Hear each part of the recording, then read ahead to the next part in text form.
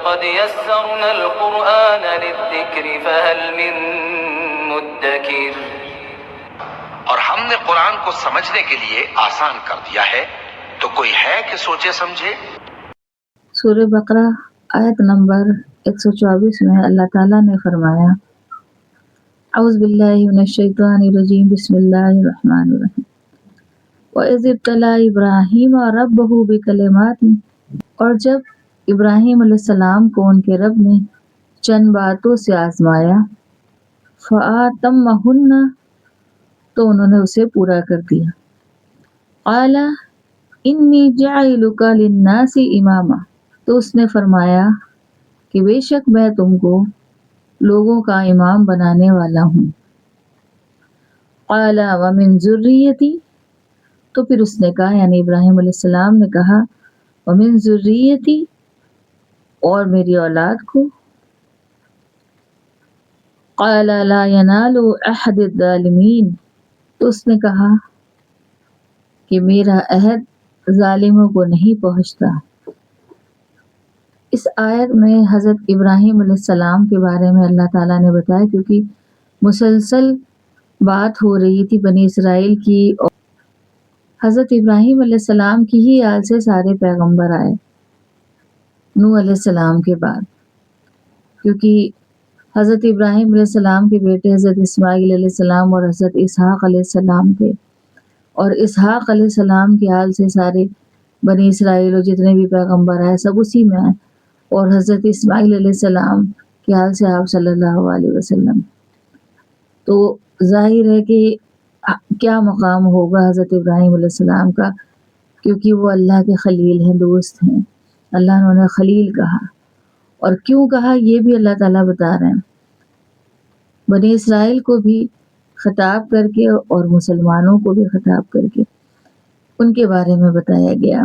اللہ تعالیٰ نے بتایا کہ اللہ تعالیٰ نے جب ابراہیم علیہ السلام کو چند باتوں سے آزمایا تو وہ اس میں کھرے اترے، یا انہوں نے اس باتوں کو پورا کر دیا، یعنی کہ حضرت ابراہیم علیہ السلام کی سخت آزمائشیں ہوئیں، اور بچپن سے ہی وہ اللہ سے اتنی محبت کرتے تھے کہ کبھی بھی وہ بتوں کی طرف نہیں تھے، اور شرک ان کے دل میں کہیں تھا ہی نہیں، وہ صرف ایک اللہ کے ہو جانے والے تھے، ایک اللہ سے محبت کرنے والے تھے۔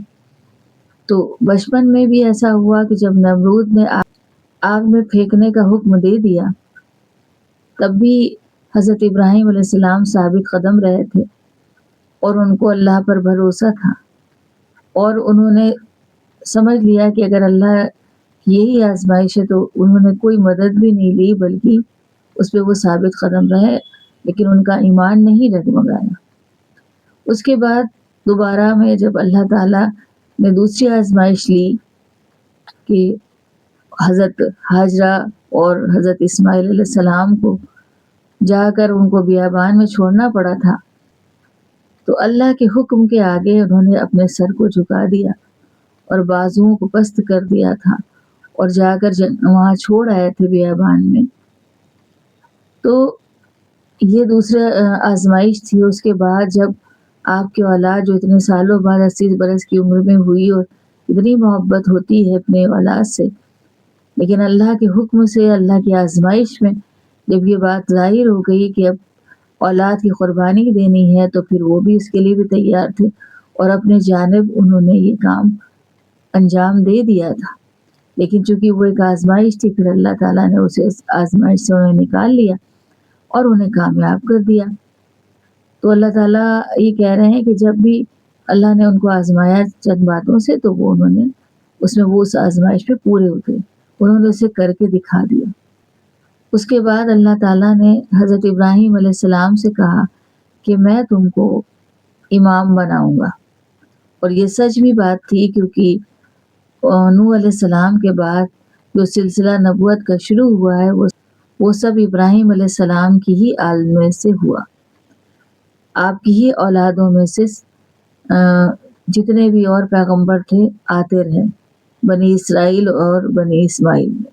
بنی اسماعیل میں آپ صلی اللہ علیہ وسلم، اور بنی اسرائیل میں سارے نبی آتے رہے، تو آپ کو امام بنایا۔ تو ابراہیم علیہ السلام نے اللہ تعالیٰ سے کہا کہ میری اولادوں میں یعنی میرے اولادوں کو بھی بنا دیجئے امام. تو اللہ تعالیٰ نے کہا میرا یہ عہد ظالموں کے لیے نہیں ہے، کیونکہ ان کی اولادوں میں سے بھی جو ہوں گے یا ان کی اولاد یا آل اولاد میں سے سارے تو نیک ہوں گے نہیں، اس میں ظالم بھی ہوں گے لوگ اور دین کو چلنے والے بھی ہوں گے اور لیکن نافرمان بھی ہوں گے. تو یہ چیزیں نہیں ہو سکتی تھی کہ اللہ تعالیٰ کہتا تمہاری ساری اولادیں بھی امام ہوں گی، تو ایسا نہیں ہو سکتا تھا. تو اللہ تعالیٰ نے کہا کہ نہیں، میرا عہد ظالموں کے لیے نہیں ہے. تو حضرت ابراہیم علیہ السلام کو ہی امام بنایا. اور یہاں پہ بتانے کا مقصد یہ ہے اللہ تعالیٰ کا کہ دیکھو ان کے بارے میں تو یہ یہود و نصارہ بھی جانتے کہ ابراہیم علیہ السلام صرف اور صرف اللہ سے محبت کرنے والے تھے. انہوں نے کبھی شرک نہیں کیا. وہ صرف ایک اللہ کی محبت کی خاطر انہوں نے اتنی آزمائشیں اپنی دی ہیں. جو اللہ کا حکم تھا انہوں نے اس کو پورا مان لیا، جبکہ وہ سخت ترین آزمائشیں تھیں ان کے لیے، لیکن پھر بھی انہوں نے اس کو مان لیا. اس کے بعد اللہ تعالیٰ نے ان سے اور بھی دین کے کام لیے. تو یہ آگے آئے گا. بہرحال تو یہاں پر اللہ تعالیٰ کہہ رہے ہیں کہ جب اللہ نے ان کو آزمایا تو وہ اس میں پورے اترے. اور یہی ایک سچا مومن جو اللہ کا نیک بندہ ہے اس کے لیے بھی یہی ہونا چاہیے کہ جب اللہ تعالیٰ اسے کسی بات سے آزمائے تو اسے اس میں ثابت قدم رہنا چاہیے.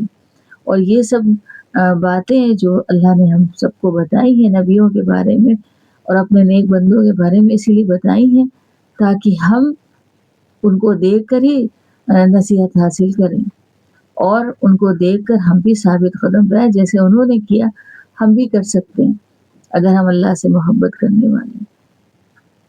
کہ جس طرح سے ابراہیم علیہ السلام کو امام بنایا اور اتنی بڑی نعمت سے نواز دیا کہ سارے پیغمبر ان کے حال سے آئے، تو یہ بہت بڑا شرف تھا. اور یہ کس بنا پہ ملا تھا؟ اس بنا پہ ملا تھا کہ اللہ کی اطاعت کرنے کے لیے، اللہ کی آزمائشوں میں کھرا اترنے کے لیے اللہ نے اتنے بڑے انعامات سے نوازا جو کسی اور کو نہیں ملا. تو یہاں پر اس بات پر غور کرنے کی ضرورت ہے کہ اگر ہم بھی، آپ کبھی بھی دیکھ لیجئے کہ ہم بھی کبھی پریشان ہوتے، اللہ ہمیں بھی آزماتا ہے، لیکن جب اللہ تعالیٰ دیکھتا ہے کہ یہ انسان ثابت قدم ہے تو پھر اللہ اس آزمائش سے جب نکالتا ہے تو پھر اس کے لیے راحت کا سامان کرتا ہے اور اس کے بعد وہ اس سے بہت کام لیتا ہے، اس کو سیدھا راستہ بھی دکھا دیتا ہے اور اس کی زندگی بھی بحال کر دیتا ہے، خوشگوار کر دیتا ہے. اور اسی طرح سے اللہ تعالیٰ نے جو بھی ہمارے لیے آزمائشیں رکھی وہ صرف ہماری اندر کی اچھائیوں کو باہر نکالنے کے لیے، جیسے صبر ہے یا جو صلاحیتیں ہیں یا ثابت قدمی ہے، یہ ساری چیزیں نکل کے باہر آتی ہیں جو اللہ کو پسند ہے. تو اس لیے اللہ آزماتا ہے کہ دیکھیں یہ کتنی محبت کر رہا ہے اور اس کی محبت سچی ہے یا جھوٹی ہے. تو حضرت ابراہیم علیہ السلام نے تو اس کو ثابت کر دیا اور ہم کو بھی اللہ تعالیٰ ان کی مثال دے کے بتا رہے ہیں کہ اس طرح کی محبت اللہ کو درکار ہے. ایسی محبت چاہیے کہ جس طرح سے حضرت ابراہیم علیہ السلام نے اللہ سے کی کہ وہ صرف اور صرف اللہ کے ہو کر رہ گئے. تو یہ خطاب کیا جا رہا ہے مسلمانوں سے بھی اور بنی اسرائیلی قوم سے بھی. دیکھو وہ کوئی شرک نہیں کر رہے تھے، وہ ایک اللہ کے ہو کے رہ رہے تھے، وہ صرف ایک اللہ کے تھے اور اللہ سے محبت کے لیے اللہ کی آزمائشوں میں وہ کتنے کامیاب تھے. تو یہاں پر یہ غور فکر کرنے کی ضرورت ہے. اور باقی یہ ہے کہ جو بھی جیسا عمل کرے گا اس کو وہی ملے گا. اچھے عمل کا بدلہ اچھا ہے اور برے عمل کا بدلہ برا ہے. اللہ تعالیٰ ہم سب کو قرآن کریم کی سمجھ دے، ہمیں علم اور حکمت عطا فرمائے اور ہم سے راضی ہو جائے اور ہمارے گناہوں کو بخش دے اور ہمارے لیے جنت جانے کا راستہ آسان کر دے. آمین. وآخر دعوانا الحمد للہ رب العالمین.